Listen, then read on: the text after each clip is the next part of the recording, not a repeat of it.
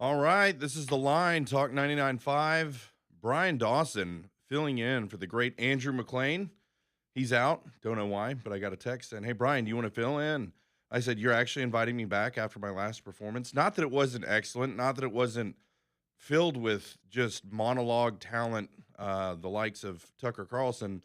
No, I just tend to say things that offend everyone. And I just assume every time I walk out of here, the phones blow up and say, that guy can never come back. But here I am, so I'm going to have to be more offensive today and see if I can accomplish that objective.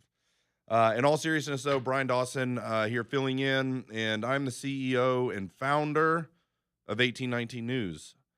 You guys hear 1819 News every hour at the top of the hour, 6A to 7P here on Talk 99.5, is we're the official news partner and news supplier for Talk 99.5. It's a perfect relationship because the wisdom of the decision makers here at Cumulus Birmingham made the decision to have local radio show hosts on a 100,000-watt blowtorch talking about things that are actually going on. Of course, they're going to talk about what's going on in Washington, D.C. and geopolitics and all that stuff. But when you can have Dixon and Vining, you can have Andrew, you can have Leland coming on here talking about what's going on in the state of Alabama, what's going on in the Birmingham area, that's huge because when we focus our efforts and outrage on the things that are closest to us that affect us most, we actually have the most effect and impact on making change.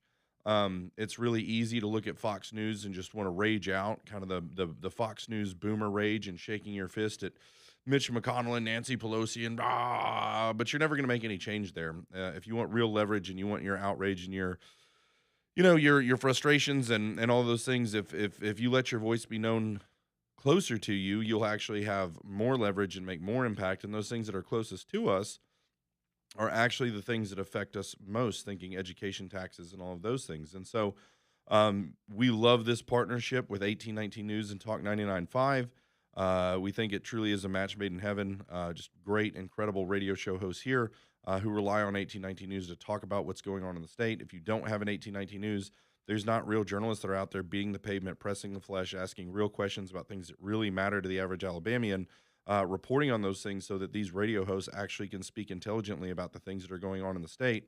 If that's not there, then they're going to be talking about just what's going on in D.C. and stuff like that, and which is fine.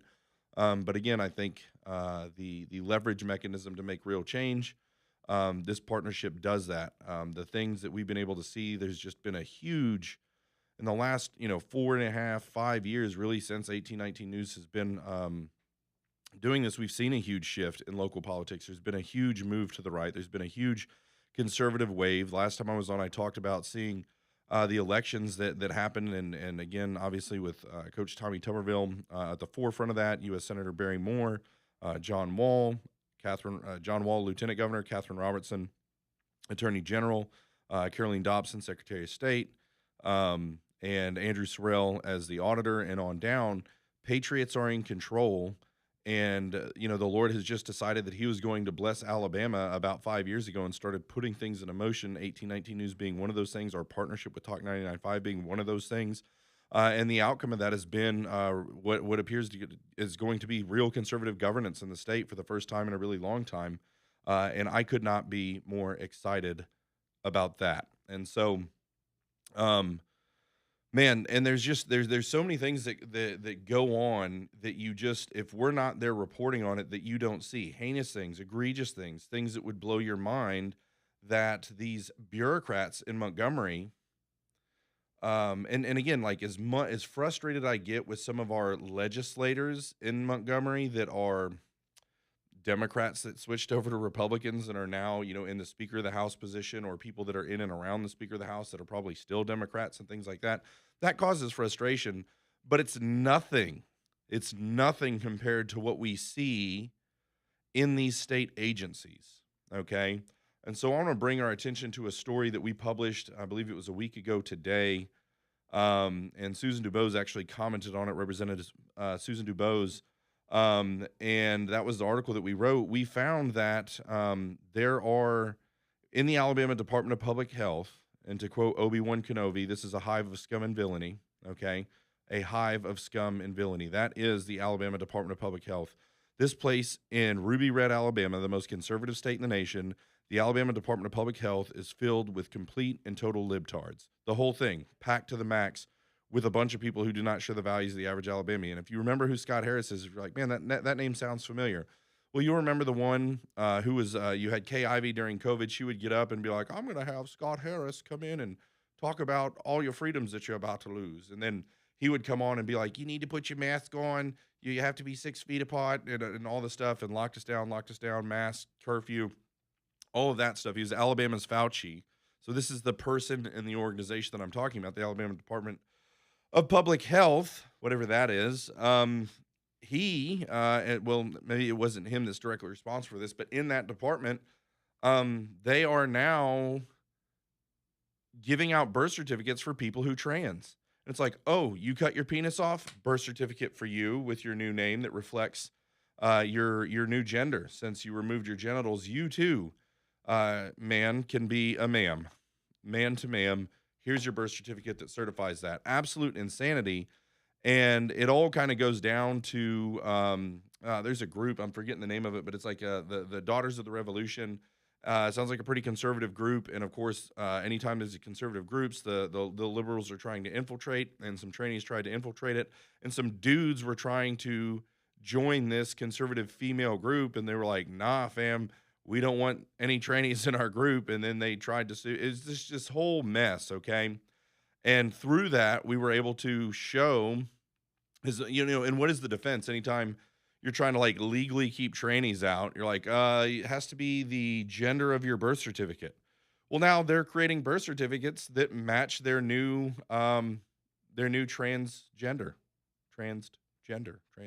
Anyway, insanity. Okay, that is absolute freaking insanity that the official state government agency responsible for these things is issuing birth certificates that reflect a changed gender, as though that's something that can really happen. And it's happening right here in Alabama, and we're the only ones reporting on that. Okay. Again, I think you guys can wrap your minds around how horrible that is, how insane that is. You expect that in California. You expect that in Minneapolis. You expect that in Oregon or something like that. You don't expect that in Alabama. And there's things, and I could just go down list upon list upon list upon list of things like that we're seeing and we're reporting on each and every day. And, I guess just worth noting and talking about more is the hive of scum and villainy that is the Alabama Department of Public Health. We had a story that came out today.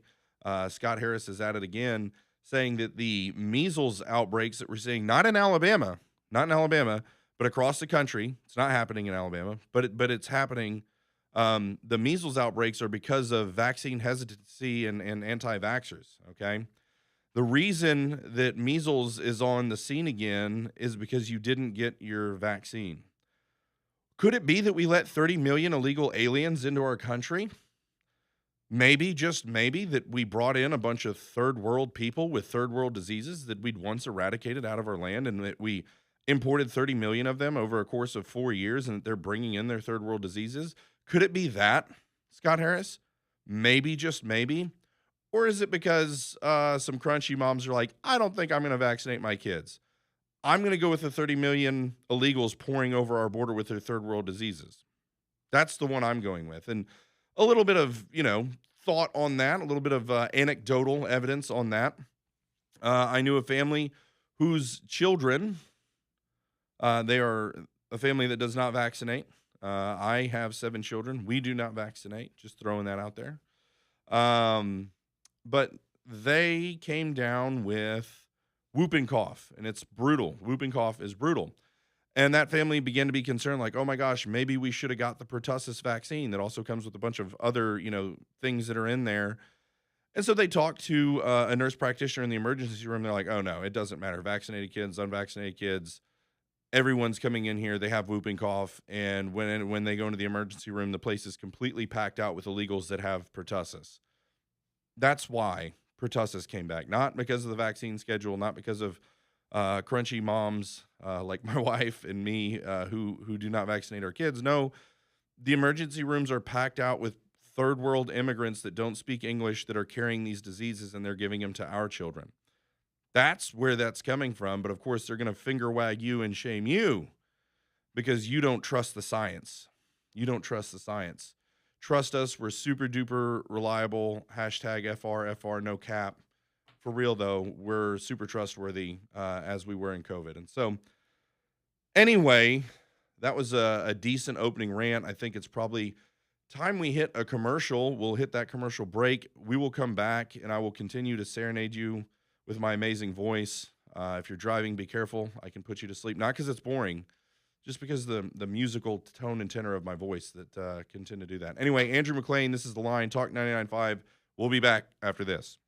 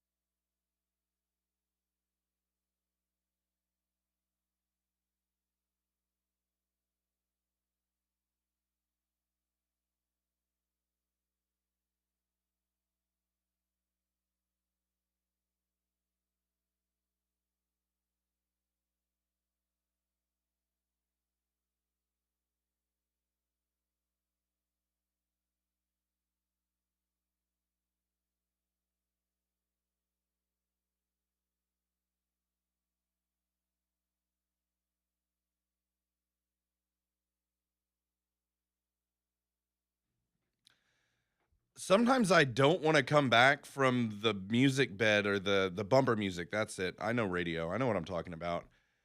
Specifically on this show, the music is so freaking good that I could just sit and listen to Tom Petty there and just rock out until the next break. It's tempting, but I'm not going to do that because that's not what they invited me in to do. All right, this is Brian Dawson, CEO of 1819 News, filling in for Andrew Mclain on the line, Talk 99.5. Welcome back. I was ranting about the hive of scum and villainy that is the Alabama Department of Public Health. And just the overall lack of trust in institutions. And like, what does that mean? The overall, people say things like lack of trust in institutions. What are institutions? All this. So basically, in a normal society, a civilized, and you're going to hear me talk about civilization a lot every time I come on and you put a microphone in front of me. We have to talk about what is civilization? Where did it come from? Why is it important? Why is our civilization on the brink of being at an end? And what can be done about it? That's kind of my theme. But specifically as it pertains to trust in institutions, for a civilization, a society to function properly, you should be able to look to the institutions, and the signal that they're giving you should be one that you can trust blindly so that you can go about your day and function in business and go about raising your families and, running your businesses and going to work and doing all the things. And so it's like, let's say public schools, for instance. There was a time 50 years ago, 60 years ago, certainly before I was a kid, I got public schooled and I went to prison. But I'm not saying causation correlation there. I'm just saying that happened.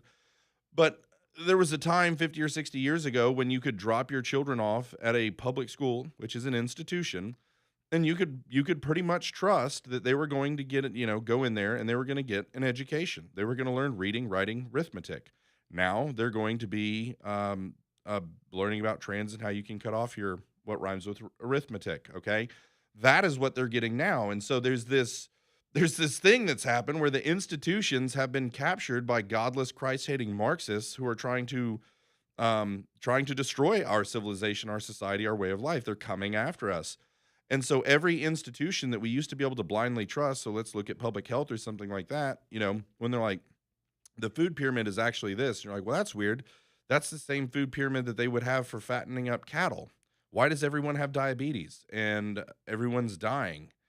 Well, RFK comes in and flips that pyramid because he's trying to restore trust in his institution in that kind of public health and human services realm that he's over. And so, but I guess my point is that the government's always going to do what government does, but there was a time when there was a certain level of trust that was there. The people who were in power, did they use it for some personal gain and gratification? Sure, but that wasn't all they were doing, and there was a level of benevolence and responsibility for what they were doing with the authority that was trusted in them, and the governance that they were doing actually benefited and blessed the people who were in that society. I know it sounds crazy, sounds like I'm talking about a faraway land, but that's the way it was. And you could send your kids to the public schools. You could go into your doctor and trust that he wasn't just getting browbeat by some pharmaceutical rep about why you should take this drug that's going to, do X, Y, Z, or he didn't have these public health bureaucracies breathing down his neck, forcing him to give advice that he actually didn't believe. And the suicide rate in doctors is extremely high, by the way. Physicians' suicide rate is insane. And I think that's because they've taken this Hippocratic oath and then they're giving advice that doesn't line up with that Hippocratic oath to do no harm. And they're doing that because they're saddled down in debt from med school and buy a house and buy a car. And then these, public agencies, these health agencies come in and say, well, that you actually have to do this, this, and this, and you have to recommend that.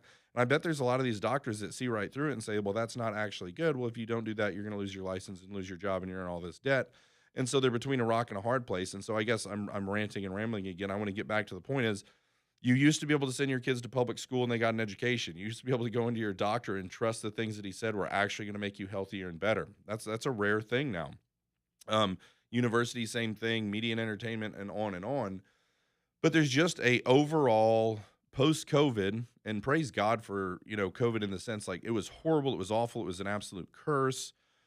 People died, millions and millions of people died from the virus itself, and then the treatments that they were prescribing. I would argue, this is my opinion, allegedly killed a bunch of people too. The remdesivir, the COVID vaccine, all these different things, I think did more harm than good. There's a term that I learned through COVID. Genocide is when one government goes into another country and kills all of their people. Democide is when your own government kills all of your people. Democide. It's a new word I learned during COVID. And that's kind of what COVID felt like to me. It felt like our government was trying to like thin out all these people that were a burden on the healthcare system.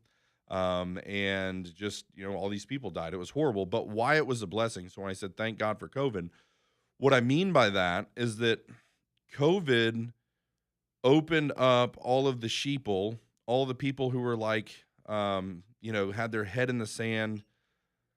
It opened their eyes to the fact of how freaking screwed up our government is and how every time someone in government opens their mouth, they're lying.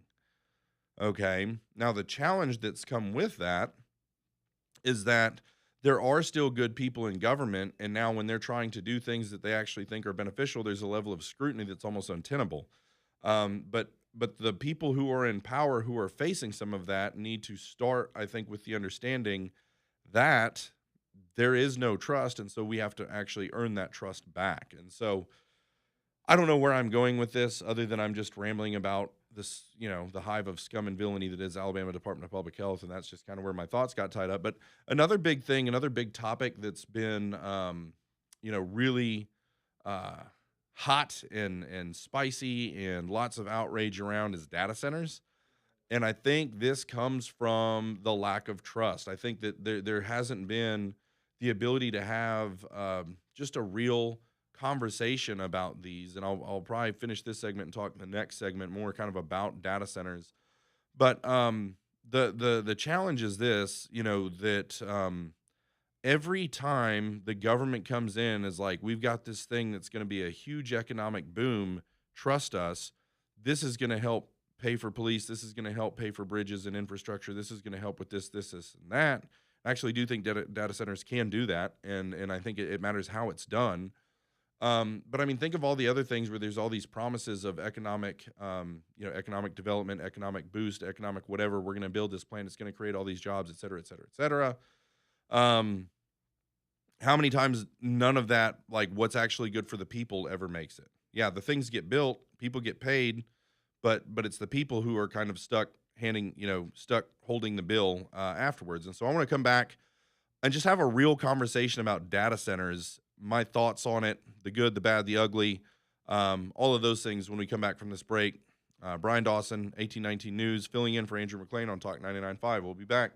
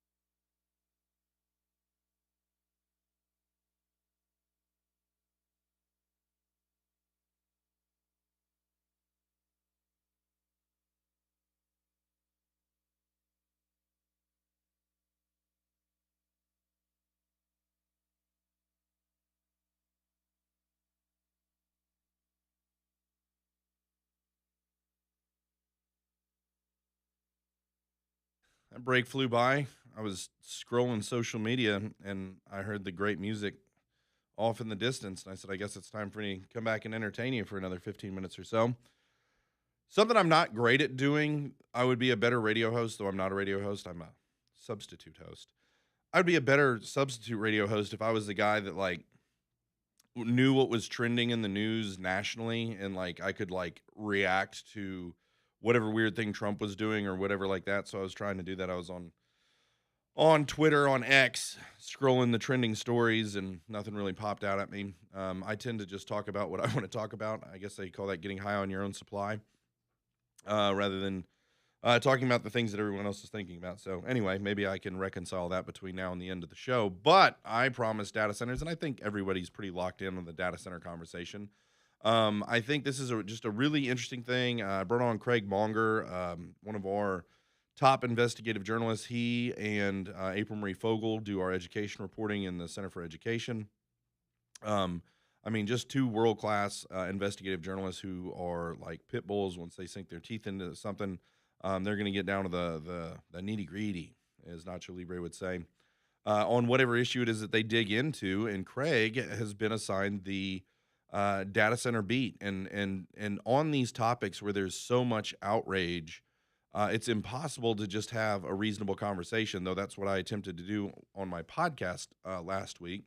And with my podcast, if you enjoy me filling in and you want to hear more antics and rantings and ravings of deranged lunatic that's me, and you enjoy that, you can check me out. YouTube, just put in 1819 podcast, like, subscribe, comment, share, all of those things. You can find me on Apple Podcast, Spotify, all those things, just 1819 News, the podcast.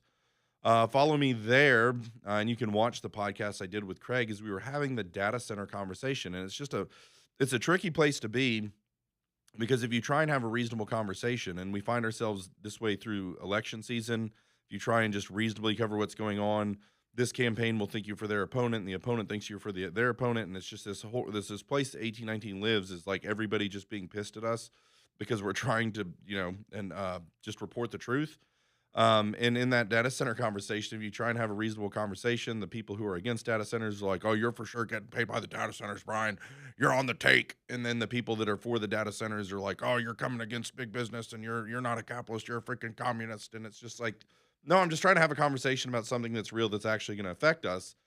And I think my overall tone and tenor on data centers is, I think it is inevitable that they are coming. There's no stopping it. People are like, "Oh, well, there's been success all over the country stopping data centers." It's like there may have been some mild success stopping them, and it's in blue states where environmentalist liberals are making decisions based on those type of things, where they can curry favor with their base by stopping the big, this really big hot topic. It's not based on anything. I think it's inevitable that data centers are coming. Specifically in Alabama, you have all the stuff we have going on in Huntsville at Redstone Arsenal and all this other tech. AI is coming. And it's funny that people are sitting here on their cell phones on social media, watching videos about data centers and then rage posting about data centers. Well, by you watching those videos on your phone and rage posting on social media, you are using data centers in order to be able to do that. But I guess getting back to my point, there are real concerns with data centers. There really are. I kind of have like a 4-tiered thing that I think needs to be addressed as we have the data center conversation. I think they're inevitable. I think they can provide real good for the communities that would get the tax revenue from them, so long as we're not giving tax breaks. That's one of the things I'll get into. And they're inevitable. They're coming. And because of that, I think there's good people in leadership in Alabama who are saying, okay, they're inevitable. They're coming. We need to utilize this, capitalize on this, and bring in some much needed tax revenue to benefit our cops and our infrastructure and these type of things in these localities where they're going to be placed. But there's real concerns, and I completely see those real concerns, and I think that's where we need to focus our outrage, is on the areas where we really can make a difference. I think trying to stop data centers is about like the person in Tiananmen Square standing in front of the tank. Like you're not going to stop it. But the first thing we need to focus on is transparency. There's some NDAs that we've reported on, NDAs that are talking about essentially in the NDA is if you're asked for information, you need to destroy it. Well, that's not transparency. Hell, a city councilman signing an NDA doesn't scream transparency to me. And so, of course, anytime there's any type of economic development in a city, the city councils, the mayors, the county commissioners, there's always room for chicanery and shenanigans and profit for these people. And when you're talking about the level of money you are with data centers, that is front and center. And so we are going to be rigorously pursuing transparency with these municipalities. We're going to be investigating. We're going to be diving into that to make sure that there is transparency. I think the other thing that you need to look at is the power grid.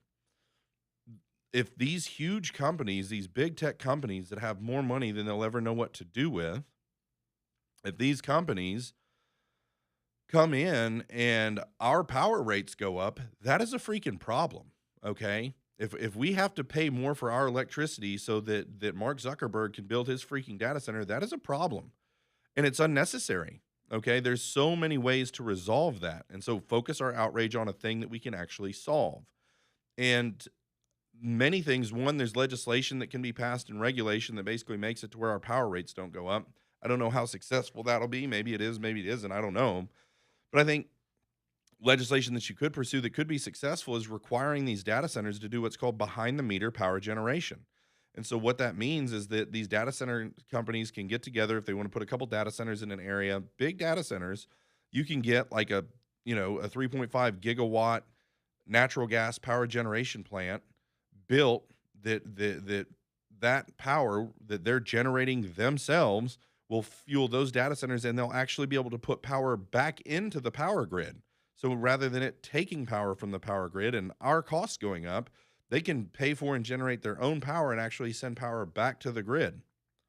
That to me seems like the common sense solution to the power problem that exists. So you have a transparency problem, you have a power problem, an energy power problem. Okay. And I think that both of those things can be mitigated. And on the power front, but the other things, these things require so much electricity. If Alabama Power or whatever power company ends up letting a data center hook into the power grid, I mean, I'm not pretending to be the energy engineer expert guy, but I know that they require a ton of power. And if we end up in a we already have from the Biden era all this electric cars and all this other strain on the power grid, and then you're talking about plugging data centers into it. I mean, the last thing I want is to not have electricity in the summer and not have air conditioning and all these other things because a data center plugged into it. Legitimate concern. And I think all of those power grid concerns can be rectified by forcing them to generate their own power, and they can actually put power back into the grid rather than taking from. Makes a ton of sense. So there's that one. The third one is wastewater. These things require a ton of power. They require a ton of water. Are they pulling water out of a river and putting it back in to cool the data centers? Possibly. Can that water be cleaned? Yes, it can. And it needs to be required that it's cleaned. And there needs to be objective, measurable, basically benchmarks and metrics saying, hey, we have to have the water this clean before we put it back in the water table. That can be done. And it needs to be required of them. We don't need to just bend over and take it when these data centers come in and just give them everything they freaking want. You need to require things of them. Yes, they're inevitable. They are coming. Well, if it's inevitable that they're coming, then we have negotiating power to go and force them to do these things if they're going to build these data centers here. I don't think that's insane. So be transparent, generate your own power, clean the freaking water before you put it back into the power or the water table. And then finally, tax the living freaking crap out of these places, okay? Freaking rape them in taxes. They can afford it, okay? Get them. And make sure that that tax money is not going into the coffers of donors and city councilmen's friends and things like that, that money is tracked and followed, and it's actually going back into it. Because here's, at the end of the day, we are a poor state. I'm not real big on the government being flush with cash, by the way. However, we are a poor state. There is money needs, okay? And, the same people on the conservative side that are against data centers are also against casinos. It's like I would rather have the data centers that we can mitigate the risks than start standing up brothels and freaking casinos to have tax dollars, okay? And so, but yeah, tax the living crap out of them and make sure that money is going where it needs to go. And so I think by having those 4 things, you have that. And so, but I think where the distrust is coming from is every time the government comes in and promises, a project flowing with milk and honey, it never ends up being that. And so the fear, and it's a legitimate fear, it's a legitimate concern, is that we're just going to put up these ugly, uh, noisy, possibly pollutant, energy sucking machines in them in these places, and that there's not going to be anything good that comes out of it for the people. And so, if I'm in government and I'm wanting these data centers, I think that's my messaging. Is I'm going to go out and say, completely understand the concern. Concerns are 100% legitimate. I understand the distrust of government. Here's how we're going to rectify that. I understand that the problems that data centers could potentially have, though that probably is being drummed up a little bit by some Chinese propaganda. I think that's also legitimate. Um, but I think we can mitigate all these concerns. I'm going to show you how I'm going to mitigate those concerns. I'm going to show you how this is actually going to be a net positive to your community. And I think that's where the conversation needs to start. I think that's a conversation that needs to be had. And you think about any other form of investment that comes into a state, an economic incentives investment, whatever you want to call it. Here's this place. We're going to put this, Hyundai plant or Toyota plant or whatever. We're going to put this plant here that's going to create 1,000 jobs for this city. Well, it turns out that city doesn't have 1,000 people that want to go to work, and now you got to bring in freaking Hondurans and Haitians to go work at the damn plant. That's not good either. Okay, or chicken plants or whatever. And so every type of economic thing that you can bring into the state to create jobs or create tax revenue, it's all going to come with something. Okay, and so rather than freaking out about whatever the thing is, I think you just have to have an objective view. Okay, here's what it is. Here's the real concerns. Here's how we can mitigate those concerns with real legislation, real regulation, provide transparency to make sure that the people aren't being screwed, and just do it. Okay, and I don't think that's asking too much. I think that's very reasonable, and I think that that's what we're going to see. Coach Tuberville has obviously been very vocal about his support for data centers coming in, and I think it's because he sees it as a net positive. And I think him pushing so hard is that Coach has been up in D.C. fighting against the godless left for the last 5 years, and crazy communists and all this other stuff. And a lot of the pushback on data centers is coming from that radical communist environmentalist left. And so you're seeing he responds to those people with force every single time. However, there are some really good conservative, people who are Tuberville supporters that are also concerned, and I think we need to have a conversation with those people, showing them that we understand that the concerns are real. We're going to be able to mitigate those concerns. These are going to be a net positive, actually. But yeah, the environmentalists are psychopaths, and we don't need to listen to them. So those are my thoughts on data centers here on Talk 99.5. Brian Dawson, CEO of 1819 News, filling in for Andrew Mclain. We're going to hit another break, and then we will come back.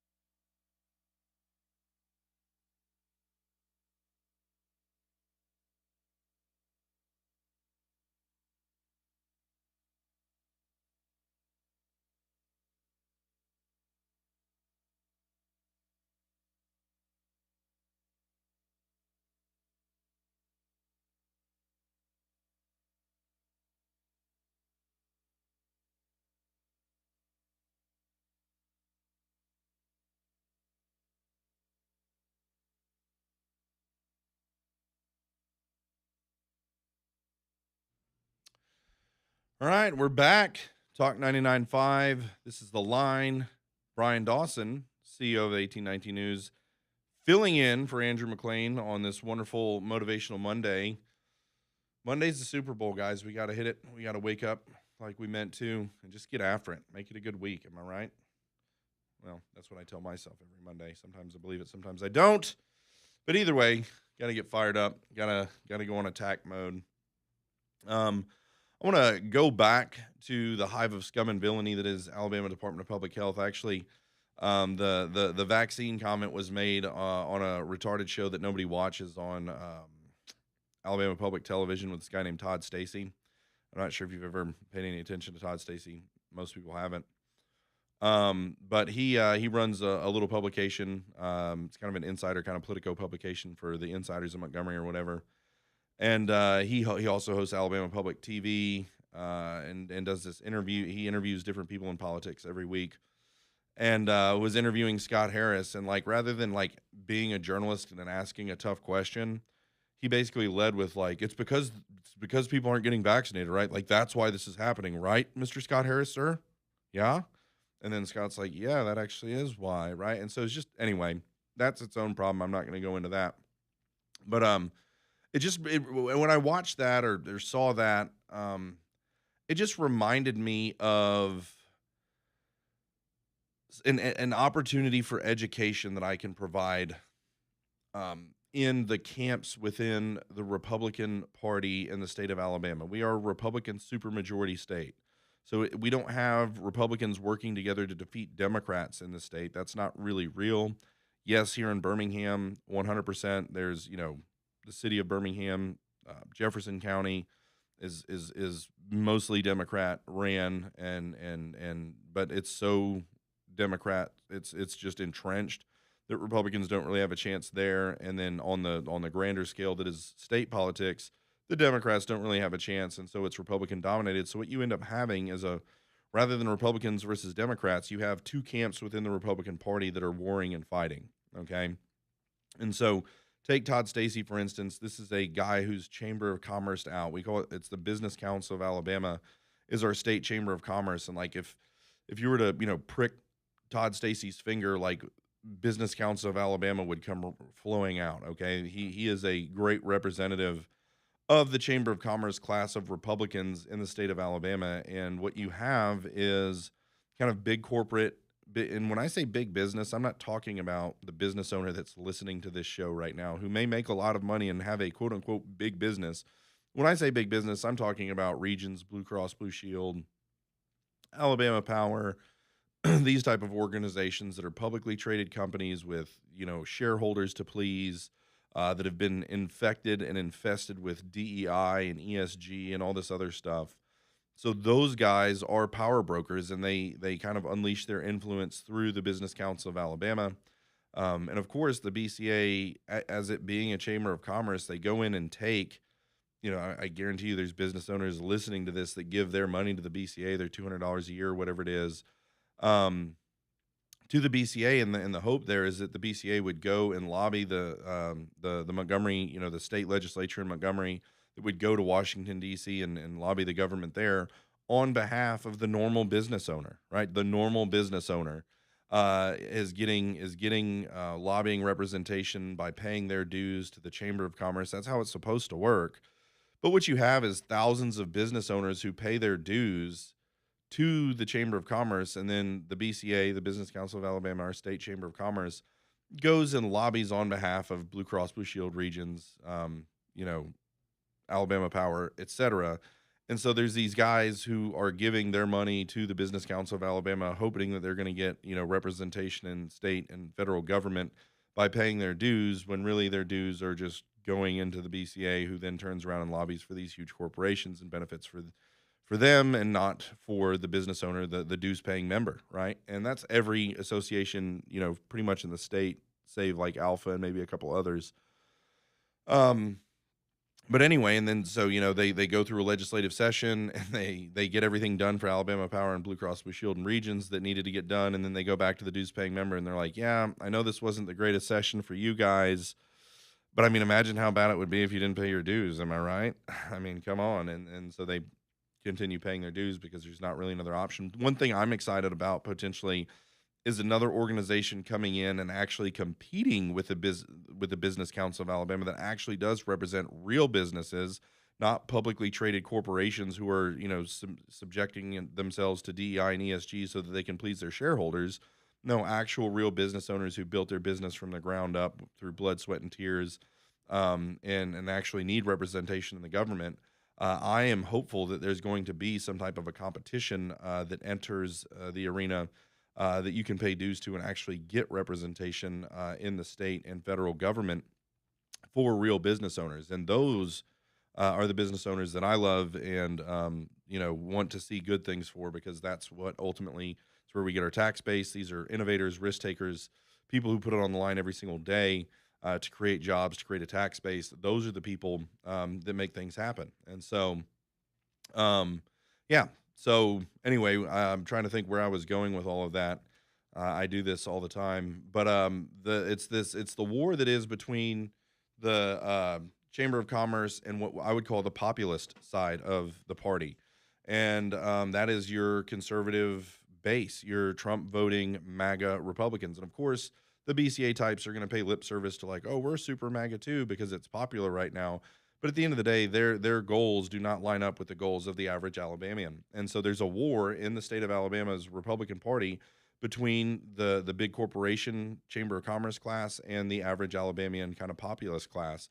And that is the war that's going on. It's not Republicans versus Democrats. It's a war within the Republican Party between these two groups. And so that's just a little assessment, little rundown, little history, and just observation of what's going on. And so a lot of times the wars that you're seeing, raging in Alabama politics, that's what it is that you have this group that wants what they want and this group that wants what they want. But the one thing that you need to know and see and understand is that everyone is catering to the populist base to get their votes. No one's saying like, I'm going to go down to Montgomery and I'm going to serve these huge corporations. Vote for me. Nobody does that, right? Anyway, maybe I'll get some more education on that. We'll be back bringing on my friend Barrett Gilbreth, and we're going to talk about everything. We're going to solve all the world's problems when we come back from this break. Talk 99.5. We'll be back.